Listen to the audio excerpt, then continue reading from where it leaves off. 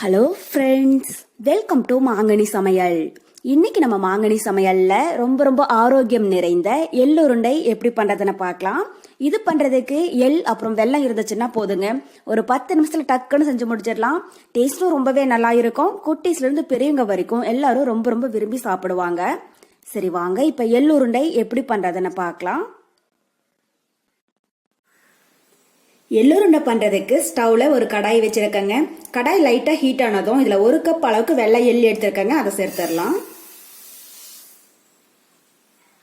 சேர்த்துட்டு stove low ஃப்ளேம்ல வச்சு ஒரு 5 நிமிஷத்துக்கு எள் நல்லா வாசம் வர அளவுக்கு வறுத்துடுங்க. ஹைல வச்சு வறுக்க வேண்டாம், ஸ்டவ் வந்து லோ ஃப்ளேம்ல வச்சு நல்லா வறுத்துடுங்க. நான் வெள்ளை எள் தாங்க எடுத்திருக்கேன். நீங்க விருப்பப்பட்டா கருப்பு எள் கூட சேர்த்துக்கோங்க, டேஸ்ட் ரொம்பவே நல்லா இருக்கும்.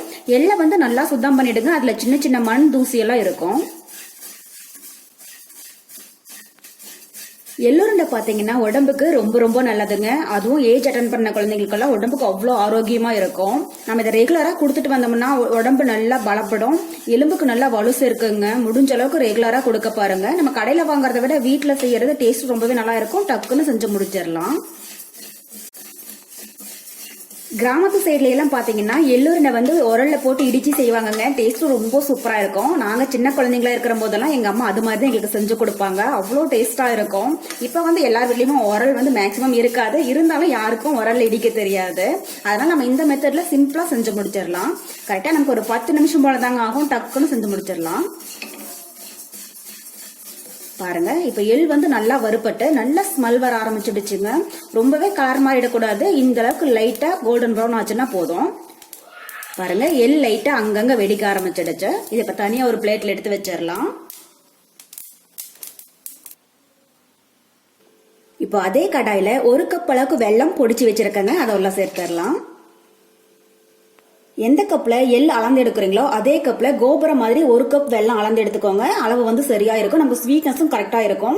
உங்களுக்கு ஒரு வேளை இனிப்பு வந்து இன்னும் கொஞ்சம் அதிகமா வேணும் அப்படின்னு நினைச்சீங்கன்னா 1.25 கப் அளவுக்கு வெல்லம் பொடிச்சு சேர்த்துக்கோங்க.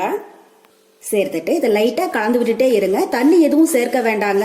அந்த ஹீட்லயே வெல்லம் வந்து நமக்கு நல்லா இலகி வந்துடும். வெல்லம் நல்லா கரைஞ்சு பாகு நமக்கு முத்துன கம்பி இப்பதான் வந்துருடுங்க. அந்த அளவுக்கு வெள்ளப்பாகு ரெடி பண்ணி எடுத்துக்கோங்க. பாருங்க, அந்த ஹீட்லயே வெல்லம் லைட்டா இலக ஆரம்பிச்சிடுச்சு. இது மாதிரி கண்டினியூஸா கலந்து விட்டுட்டே இருங்க.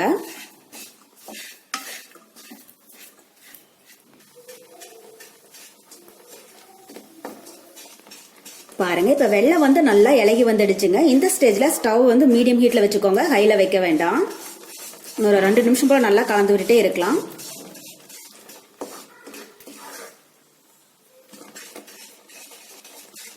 பாருங்க, இப்ப நமக்கு வெள்ளப்பாகு ரெடி ஆயிடுச்சுங்க. பாகு நல்லா திக்காயி முத்துன கம்பி பதம் வந்திருக்கு. பாக்குற போது உங்களுக்கு தெரியும் நல்லா கண்ணாடி மாதிரி விழுகுது. இப்ப பாகு நல்லா ரெடி ஆயிடுச்சான்னு செக் பண்றதுக்காக ஒரு பவுல்ல கொஞ்சமா தண்ணி எடுத்து வச்சிருக்காங்க. இதுல நம்ம ரெடி பண்ணி எடுத்து வச்சிருக்கிற சர்க்கரை பாகை கொஞ்சமா உள்ள விட்டு பாருங்க. பாருங்க, தண்ணி கலர் மாறாம இது மாதிரி உருட்டுனீங்கன்னா உருண்டை பிடிக்க வரணும். உங்களுக்கு பாக்குற போதே தெரியும். இந்த அளவுக்கு இருக்கணும். இதுதான் பாகு வந்து கரெக்டான பதம். இப்ப இது கூட நம்ம வறுத்து எடுத்து வச்சிருக்கிற எள்ளை கொஞ்சம் கொஞ்சமா சேர்த்து கலந்துட்டே இருங்க.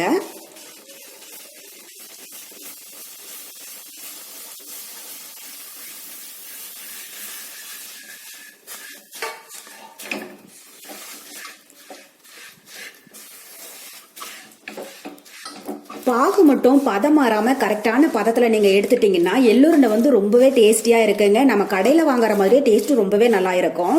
பாகு வந்து நல்லா முத்துன பதம் வர மாதிரி பாத்துக்கோங்க.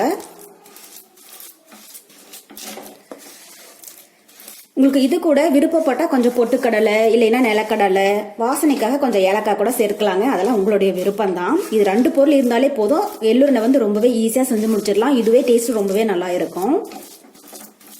இப்போ ஸ்டவ் லோ ஃப்ளேம்ல வச்சுட்டு இது மாதிரி கண்டினியூஸா ஒரு 2 நிமிஷம் கலந்துட்டே இருங்க. கடாயில ஒட்டாம நல்லா சுருண்டு வரும்போது நம்ம பிளேட்டுக்கு மாத்திரலாம். பாருங்க, இப்ப நமக்கு எள்ளுருண்டை ரெடி ஆயிடுச்சுங்க. இன்னும் 1 நிமிஷம் போல இருக்கட்டும். இப்ப இது கூட வாசனைக்காக ஒரு 2 டீஸ்பூன் அளவுக்கு நெய் சேர்த்துக்கலாங்க. இது வந்து முற்றிலும் ஆப்ஷன் தான். நீங்க விருப்பப்பட்டா சேர்த்துக்கோங்க, இல்லைன்னா தேவையில்லை. 2 டீஸ்பூன் அளவுக்கு சேர்த்தீங்கன்னா போதும். சேர்த்துட்டு ஒரு டைம் லைட்டா கலந்து விட்டுறலாம். பாருங்க, இப்ப எள்ளுருண்டை ரெடி ஆயிடுச்சுங்க. பாத்திரத்துல ஒட்டாம நல்லா சுருண்டு வர ஆரம்பிச்சிடுச்சு. இப்ப இந்த ஸ்டேஜ்ல நம்ம ஸ்டவ் ஆஃப் பண்ணிட்டு உடனே இதை வேற ஒரு பிளேட்டுக்கு மாத்திரலாம். சூடு ஆறுறதுக்குள்ளேயே மாத்திடுங்க.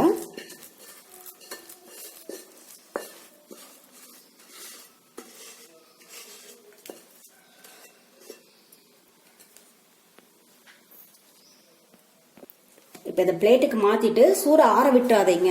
சூடு ஆறுறதுக்குள்ள உருண்டை பிடிச்சாதான் நமக்கு கரெக்டா உருண்டை பிடிக்க வரும். கையில நல்லா தண்ணி நனைச்சுக்கோங்க. கை சுடாம இருக்கணுங்க. அதுக்காக தான் தண்ணி எந்த அளவுக்கு தேவைப்படுதோ அதுக்கு தகுந்த மாதிரி தண்ணி நனைச்சுக்கோங்க. இப்ப சூடு ஆறுறதுக்குள்ள நம்ம இதை உருண்டை பிடிச்சிடலாம். சூட்லயே உருண்டை பிடிச்சிடணும். அப்பதான் நல்லா உருண்டை பிடிக்க வரும். பாருங்க, சூடா இருக்கிற போதே இதே மாதிரி எல்லா எல்லையுமே உருண்டை பிடிச்சு எடுத்துக்கோங்க. அவ்வளவுதாங்க, நம்ம எள்ளுருண்டை ரொம்பவே சூப்பரா ரெடி ஆயிடுச்சு. நான் எடுத்திருக்கிற 1 கப் எள் 1 கப் வெள்ளத்துக்கு எனக்கு 15 இருந்து 16 எள்ளுருண்டை அளவுக்கு சின்ன சின்னதா கிடைச்சதுங்க. கண்டிப்பா நீங்களும் இதே மெத்தட்ல செஞ்சு பாருங்க. செஞ்சு பார்த்துட்டு எப்படி இருக்குன்னு கமெண்ட் பாக்ஸ்ல சொல்லுங்க. என்னோட இந்த ரெசிபி வீடியோ உங்களுக்கு பிடிச்சிருந்தா லைக் பண்ணுங்க. உங்க ஃப்ரெண்ட்ஸுங்க கூட நிறைய ஷேர் பண்ணுங்க. மறக்காம மாங்கனி சமையலுக்கு சப்ஸ்கிரைப் பண்ணுங்க. நன்றி.